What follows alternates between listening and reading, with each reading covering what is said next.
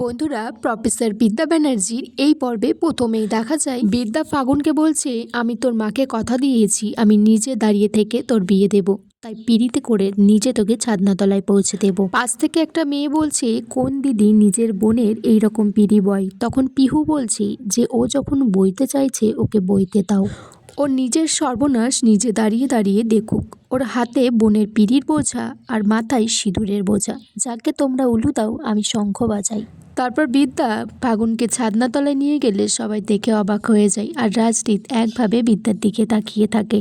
এদিকে বিদ্যার কাকা শ্রাবণকে ফোন করে বলছে, আমি টাইম মতো বললে সবটা উড়িয়ে দেবে। তখন রূপের স্ত্রী বলছে যে মেয়েটার মনের বল আছে, এই একই ছাদনাতলায় রাজদীপ ওর মাথায় সিঁদুর পরিয়েছিল, সেই ছাদনাতলায় ওর নিজের বোনকে আনছে রাজদীপের সাথেই বিয়ে দেওয়ার জন্য। এদিকে নিপুণ শ্রাবণকে বলছে, আমরা আর কতক্ষণ অপেক্ষা করব? শ্রাবণ বলছে যে 7 পাক ঘুরে সিঁদুর দান হবে, তারপরে বিয়েটা সম্পন্ন হলেই আমরা আমাদের কাজটা করতে পারবো। এদিকে বিদ্যা ফাগুনকে নিয়ে রাজদীপের চারিদিকে পিড়ি ধরে ঘুরছে।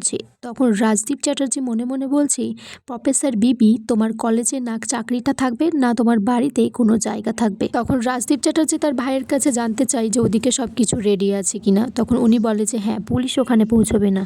ফাগুন তারপর বিদ্যাকে বলে মুখ থেকে পান পাতাটা সরাতে। ফাগুন পান পাতা সরালেও রাজদীপ বিদ্যার দিকেই একভাবে তাকিয়ে থাকে। তখন বিদ্যা বলে, আমার দিকে না তাকিয়ে ফাগুনের দিকে তাকান। তখন সেখানে বিদ্যার মা তোরসা ব্যানার্জি এসেছে, এসে পিহুকে বলছে বিদ্যা কেন পিড়ি বইছে। তখন পিহু কান্নাকাটি করছে আর বলছে যে তোমার তো কৃতজ্ঞতা থাকা উচিত যে বিদ্যা পিড়ি বইছে। তোরসা ব্যানার্জি বলছে বিদ্যার নিশ্চয়ই কোনো বদ মতলব আছে, না হলে ও পিড়ি ধরতে কেন আসবে। তখন পিহু বলছে বদ মতলব বিদ্যার নেই, বদ মতলব তোমার স্বামীর আছে।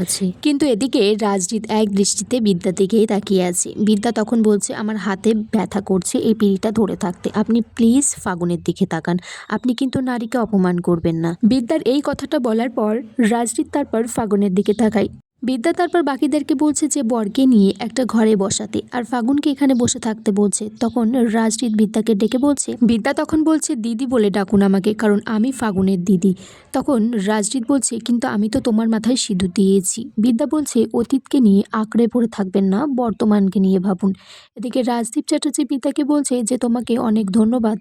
বিদ্যা তখন বলছে যে ধন্যবাদ দেওয়ার কোনো দরকার নেই, আপনাদেরকে বরঞ্চ আমি ধন্যবাদ দিই, কারণ আপনারা এত বড় ছাত্র সমাজকে বাঁচিয়ে দিলেন। এদিকে প্রফেসর SM ম্যাডাম উনি বাজার করতে এসেছেন। তখন দেখে যে শ্রাবণ আর নিপুণ আর বহিরাগত কিছু গুন্ডারা ওখানে বুলডোজার নিয়ে দাঁড়িয়ে আছে। তখন উনি ভাবছে যে হোস্টেলটা কি তাহলে ভাঙা হবে, কিন্তু দুর্ভাগ্যবশত শ্রাবণ সেই প্রফেসর SM-কে দেখে ফেলে। তখন পিছনে ধাওয়া করে, উনি দৌড়াতে দৌড়াতে মাটিতে পড়ে যায়। তখন সেখানে কিছু ছাত্র বা রায়ারা এসে প্রফেসর SM-কে তারপর সবাই হাত ধরে তুলে দাঁড় করায়। তখন সবাই বলছে যে বন্দুক ধরে যে তোরা সামনে থেকে সরে যা, না হলে কিন্তু সব কটাকে শেষ করে দেব। কিন্তু রায়া বলছে কেউ পিছনে হাঁটবে না। এদিকে ফাগুন আর রাজদীপ 7 পাকে ঘুরছে। তারপর সিঁদুরদান পর্বেই যখনই রাজদীপ ফাগুনের কপালে সিঁদুর দিতে যাবে, তখনই SM ম্যাম বিদ্যাকে ফোন করে জানায় যে হোস্টেল ভাঙতে এসেছে শ্রাবণরা। তখন বিদ্যা চিৎকার করে বলে যে না। তখন ওদিকে রাজদীপও সিঁদুর পরানো বন্ধ করে দেয়। বিদ্যা তারপর তোষা ব্যানার্জিকে বলছে যে তোমার স্বামী আমাকে ঠকিয়েছে, এখানে যারা আছে তারা সবাই আমাকে ঠকিয়েছে। তারপর তাকে রাজদীপ চ্যাটার্জিকে ধাক্কা দিয়ে ফেলে বিদ্যা সেখান থেকে ছুটে যায় হোস্টেলের দিকে। রাজদীপ চ্যাটার্জিও রাজদীপ চ্যাটার্জিকে বলছে যে জানতাম তুমি লোকটা একটা প্রতারক। তখন রাজদীপ চ্যাটার্জি তার ছেলেকে একটা থাপ্পড় মারে।